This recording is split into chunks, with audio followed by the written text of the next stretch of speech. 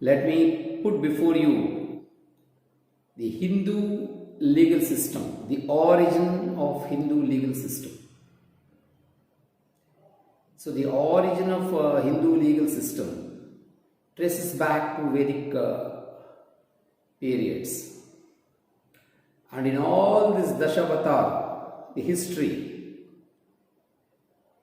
Ramayana, Mahabharata, we can find the developed state of legal system of Bharatavarsha. That is to say, we had the developed state of established legal system, accepted way of legal system, most purified form of legal system, lakhs of years back.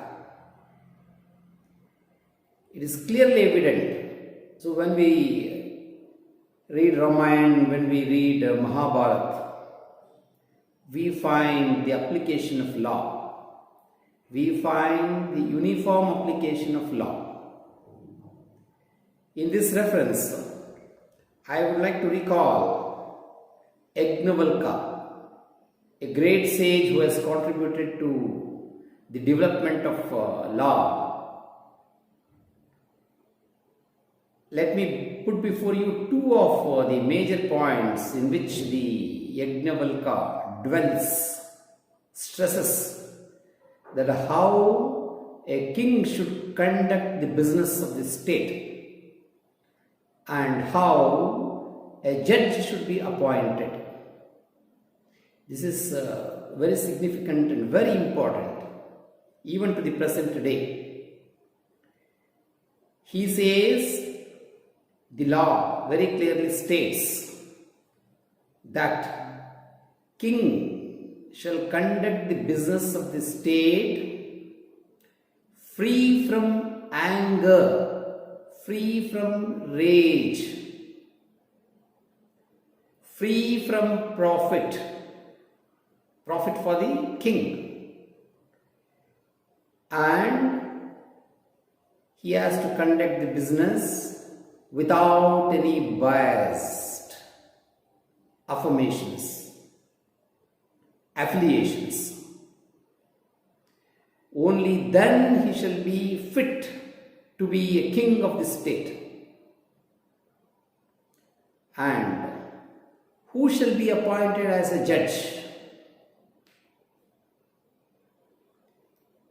A person who is an expert, who has learned everything about the law, the prevailing law, and who does not refer to the books to refer to the law. That is to say, he must be an intellectual person who has digested every topic of the law.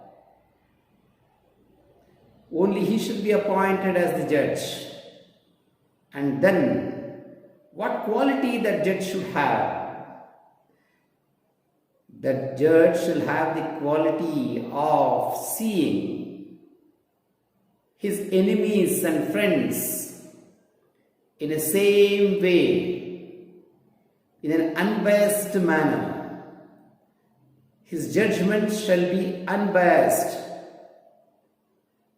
And in reference to the king and to the court, the YAGNAVALKA SMRITI also dwells that in case of any biased judgments, in case of any biased decisions that is taken by the king of the state, any biased decisions that is taken by the judge of the court, if it is proved, then the fine shall be 10 times more than that is imposed to the accused or to the culprit or to the offender.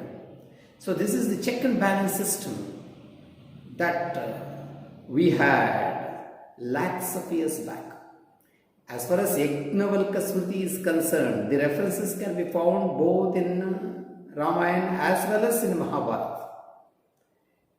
So it is prudent that the government of India today, it will be a prudent decision if our Prime Minister in fact makes a decision in order to develop, in order to conduct more research on this subject.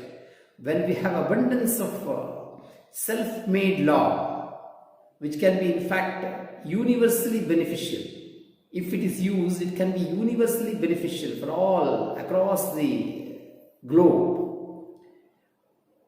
The government in fact should do a lot of investment in conducting research, and in order to obtain the details of Parashara Samhite, Narada Smriti, YAGNAVALKA Smriti and Manu.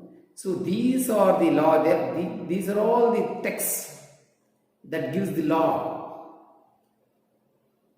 to the Hindu way of life, in Sanatan way of life, which is highly purified and application was not biased.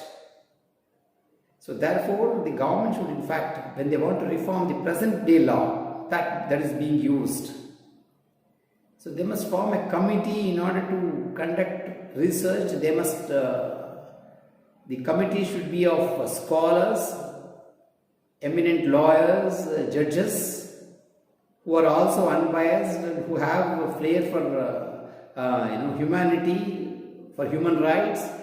They must form a committee and bring out the facts which can be adopted to the present day law, so that the law reform takes place.